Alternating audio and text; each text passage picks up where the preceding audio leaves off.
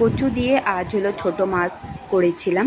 তো অনেক দিন হলো রান্নাটা হয়নি, তো আজ হলো ভাবলাম কচুর লতি দিয়ে রান্না করব। কে কে ভয় পাও আগে বলবে।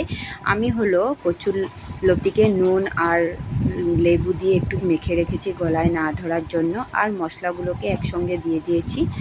তো পেঁয়াজ দিয়েছি, লঙ্কা আর জিরা বাটা একসঙ্গে দিয়ে একটু কাঁচা তেল দিয়ে মেখে নিচ্ছি। মাছগুলোকে আমি এখন কেটে নিচ্ছি। আর মাছগুলো ধোয়ার পর কি সুন্দর হয়েছে দেখো, একদম চমকিলা হয়েছে দেখতে।